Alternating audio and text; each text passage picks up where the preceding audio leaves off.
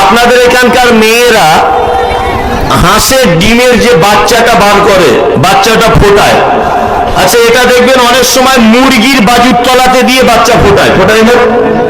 মুরগির বাজুর তলাতে হাঁসের ডিম দেয়, দিয়ে ফোটায়।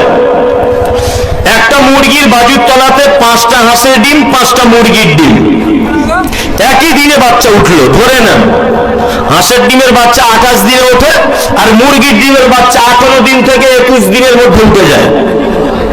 18 দিন থেকে শুরু, 21 দিনে শেষ। আর হাঁসের 28 দিন থেকে 31 দিন এই পর্যন্ত শেষ। ধরে নেন একই দিনে বাচ্চা হয়েছে, এর 5টা ওর 5টা। আচ্ছা আপনি জীবনে কোনোদিন দেখেছেন যে মুরগির বাচ্চাগুলো হাঁসের বাচ্চার সঙ্গে ঘুরতে ঘুরতে পানিতে নেমে যাচ্ছে? জীবনে দেখেছেন? দেখেননি, জীবনে দেখতে পাবেন না। কোনদিন আপনি দেখেছেন? হাঁসের বৈশিষ্ট্য কি? হাঁসের বৈশিষ্ট্য পানিতে থাকা, পুকুরে থাকবে। মুরগির বাচ্চা হাঁসের বাচ্চা একসঙ্গে উঠেছে, তারপরেও আপনি কোনোদিন দেখতে পাবেন না যে মুরগির বাচ্চাগুলো ভুল করে হাঁসের বাচ্চাদের সঙ্গে নেমে যাচ্ছে। দেখেছেন? দেখতে পাবেন না। গরু, আচ্ছা গরুকে আপনি জীবনে কোনোদিন দেখেছেন যে মাংস খেতে? দেখেছেন? গরু যেটা খেতে দেয় আর কি, যে বালতিতে হোক বা থালাতে হোক, আপনাদের এখানে কি বলে জানি না, তাই খেতে দেয় যেটাতে, ওইটাতে যদি মাংস মাখানো ভাত থাকে গরু খায়? খাবে না। আচ্ছা আপনি বাঘকে কোনোদিন দেখেছেন, বনের বাঘকে টিভিতে, যে বাঘ কোনোদিন গাছের পাতা খাচ্ছে? দেখেছেন? দেখেননি। ছাগলকে কোনোদিন দেখবেন না যে ছাগল মাংস খাচ্ছে, এটা আপনি দেখতে পাবেন না।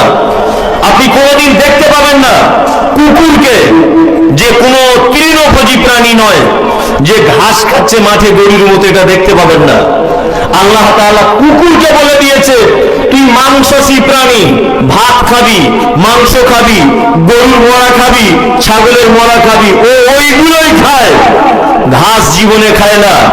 আল্লাহ গরু আর ছাগলকে বলেছে তোরা তৃণভোজী, তোরা সবুজ ঘাস খাবি, তোদের বাঁধ থেকে দুধ দহন করে মানুষ উপকৃত হবে, এই জন্য তোরা সবুজ ঘাস খাবি।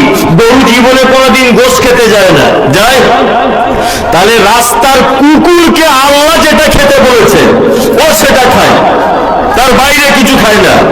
গরুকে আল্লাহ যেটা খেতে বলেছে গরু সেটাই খায়, বিপরীত কিছু খায় না। আর মানুষ কত নিকৃষ্ট দেখুন, আল্লাহকে 1500 বছর আগে বলেছে সুদ খাবি না, এই সুদ তোদের জন্য হারাম, মানুষ ওইটা আগে পছন্দ করে। ঠিক বলছি না ভুল বলছি? তাহলে কুকুর আল্লাহর নির্দেশ মেনে চলছে, গরু ছাগল আল্লাহর নির্দেশ মেনে চলছে, হাঁস মুরগি আল্লাহর নির্দেশ মেনে চলছে।